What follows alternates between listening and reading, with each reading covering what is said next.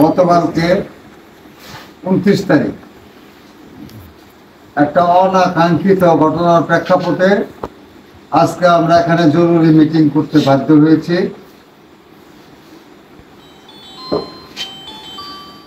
8 নং চরস্তদার ইউনিয়নে যৌথ বাহিনী কর্তৃক একটা বিজিডি চাউল অপহরণ করে আমাদের দলীয় একজন নেতা তার মাধ্যমে যৌথ বাহিনী তাকে আটক করে এবং পরবর্তী সময়ে আমরা এটার ব্যাপারে আলোচনা করেছি। তারা তথ্যপাত্য তারা পেয়ে তার সিদ্ধান্ত উপনীত হয়েছে, যেটার কারণে আমরা সবকিছু জানার পরে আমাদের কিন্তু আর কোনো অন্য দিয়ে যাওয়ার কোনো আমাদের সুযোগ নাই।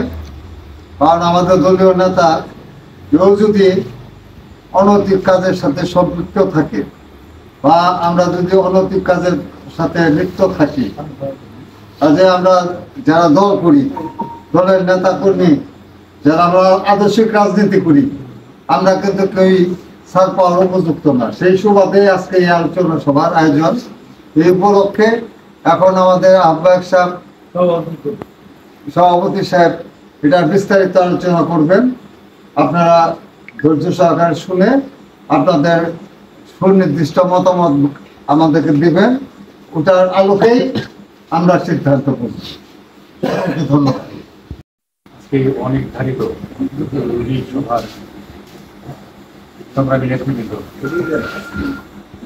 প্রিন্ট মিডিয়া সুধীমণ্ডলী, আসসালামু আলাইকুম।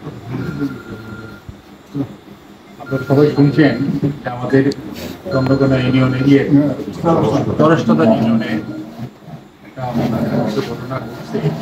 এটার পরিপ্রেক্ষিতে আমরা সিনিয়র নেতৃবৃন্দ যারা আছে না, তারা সবাই সেনাবাহিনী এবং হিসাবের সাথে এটা নিয়ে বিস্তর কথা হয়েছে। সেনাবাহিনী যিনি প্রতিনিধি তাদের সাথে আমাদের অনেকক্ষণ কথা হয়েছে। উনি তার বক্তব্য একটাই বোঝানোর চেষ্টা করছে, যেটা আমরা দীর্ঘ সময় এটা আমরা ওয়াচে ছিলাম। এই ঘটনার সাথে জনাব শাহজাহান সাহেবের কিছু মানুষ জড়িত এবং শাহজাহান সাহেবের ইঙ্গিতে এই চাল ডালগুলো কিনা হয়েছে, চাল ডালগুলো স্টক অবস্থা আছে। কারণ আমরা মনে করি যে এটা শাহজাহান সাহেব যেটা করছে এটা তার লোকজন, যেটা সেনাবাহিনীর ভাষ্য, ওনারা বলতেছে তার লোকজন দিয়ে চাল টাল ক্রয় করানো হয়েছে এবং তার গুদামে ছিল। তো আমরা তাদেরকে বলেছিলাম যে আসলে তার গুদামে যেহেতু হয়েছে, এটা তার গুদামে ছিল, এটা থাকতেই পারে। গুদাম তো সে চালায় না, অন্যজনে হয়তো চালায়, মেবি তার বাইরের গুদাম। তো এই ক্ষেত্রে ওনাদের কথা হলো যে আমাদের সমস্ত তথ্য উপাত্ত আমাদের হাতে আছে এবং আমরা সমস্ত তথ্য উপাত্ত নিয়েই আমরা তাকে অ্যারেস্ট করেছি।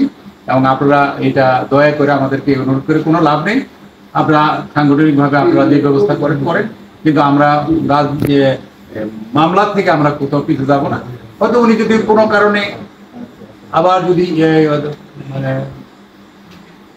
তদন্তকারী কর্মকর্তা যদি ওনাকে নির্দোষ প্রমাণ করতে পারে, সেটা উনি আইনগতভাবে পেশ করবেন। তো আমরা ওই কারণে আজকে জরুরি আপনাদের সাথে বসতে চাইছি এবং বসছি। আপনাদের একটা পরামর্শ আমরা চাই।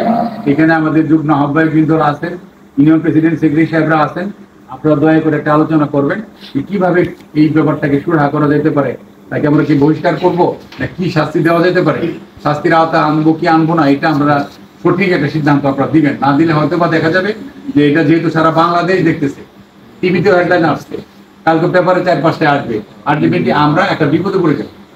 আমরা কিন্তু যারা নেতৃবৃন্দ যারা আছি, আমরা অনেক ঝামেলায় পড়ে যেতে পারি। ওই জন্য আমি খুব তাৎক্ষণিকভাবে আমাদের সদস্য সচিব মহোদয়ের কাছে মানে বলছিলাম যে দয়া করে দ্রুত একটা মানে আলোচনা নিয়ে আসেন, সিদ্ধান্ত নিয়ে আসেন।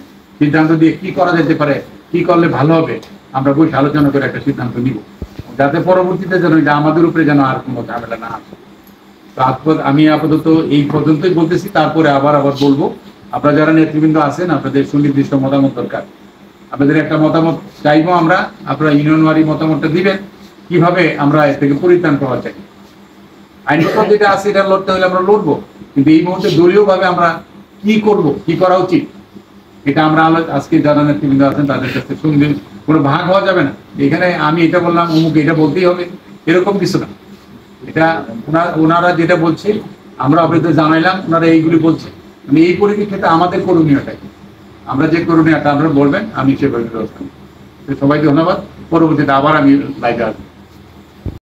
প্রিয় সাংবাদিক ভাইরা, আজকে আমরা একটা কঠিন পরিস্থিতির মধ্যে আমরা সকলেই করছিলাম এবং সকল ইউনিয়নের সম্মানিত নেতৃবৃন্দের সাথে আলোচনা সাপেক্ষে আমরা এই সিদ্ধান্তে উপনীত হয়েছি যে আমরা আসামগড় ইউনিয়নের সাধারণ সম্পাদক জনাব শাহজাহান সাহেবের প্রাথমিক সদস্য পদ স্থগিত ঘোষণা করছি এবং পরবর্তীতে